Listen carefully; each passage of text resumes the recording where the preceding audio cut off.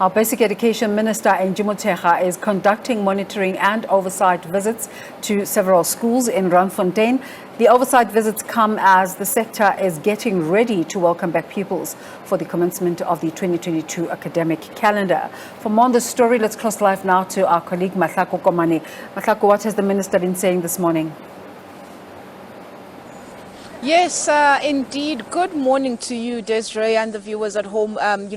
We did get a chance to chat to the minister earlier on at Mahlako Primary School, which is in Gauteng, and she was just saying so far she hasn't really had any reports, but it would obviously, if there have been incidences and so forth in terms of a national picture, or rather of all the provinces, the inland provinces that have opened today, should be getting that at the end of the day. But so far, it's back to the classroom for a lot of these learners. I mean, we saw the school that we went to in particular. We spoke about issues of infrastructure.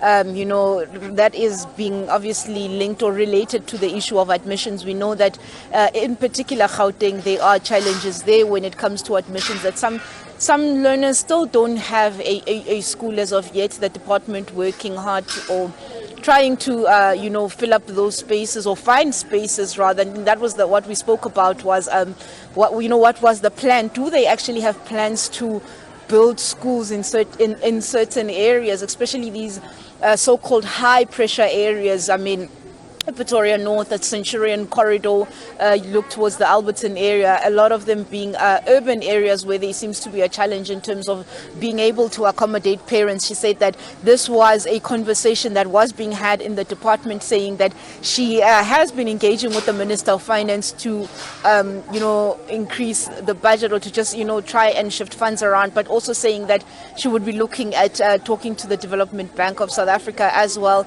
but also saying that it's not only in suburban areas where there is that crisis, if you want to call it that, because we do know that children not being placed, it's a yearly thing. We've seen this. I mean, last year, some provinces placing as late as March, some learners only getting to have their first day in March, which is almost a term later, Desiree, saying that even in some schools, giving an example of that school that we were at, saying that, that school, when it was built, it was meant to accommodate about 300 learners, but with areas developing and in migration into certain areas, the school now was sitting at about 1,100 learners there that are placed at that particular school. I mean, those are some of the schools also that will be continuing with the rotational learning system. I mean, that is also something to keep an eye on.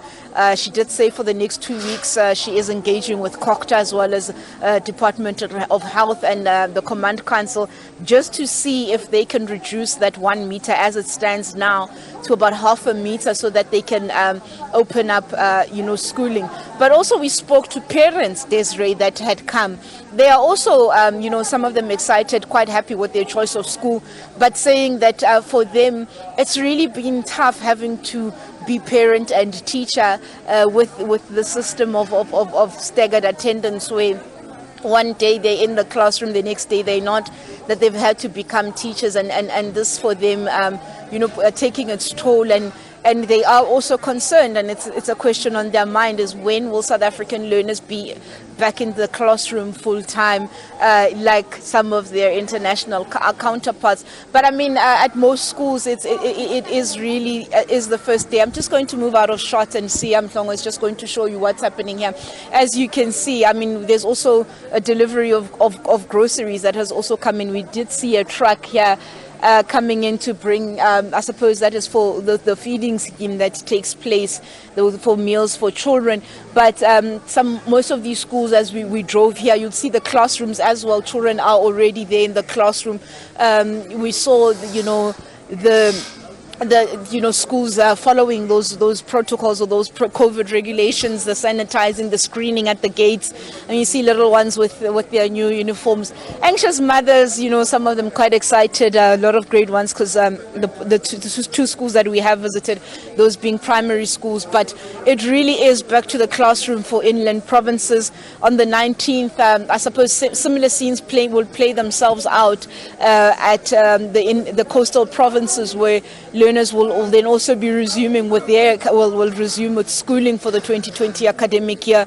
But the minister, I suppose, hopeful, but we will be following up with her that after the 2 weeks that she had said that definitely for the first 2 weeks of January, it will be rotational learning. But what then? What is, how far are the talks?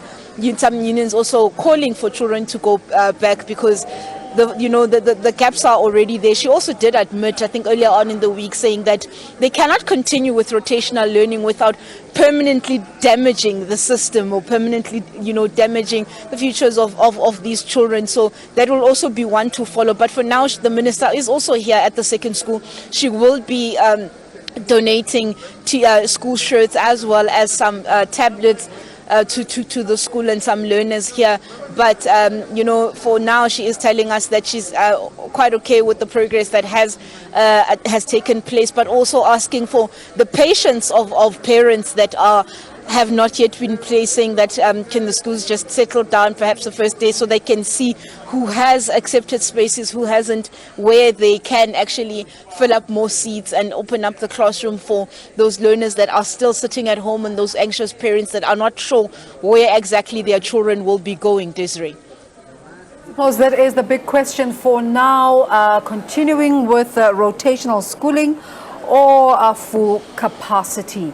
Mahlako, thank you so much for bringing us up to speed, and we hope for you to bring us some of the activities that the minister will be engaging in this morning.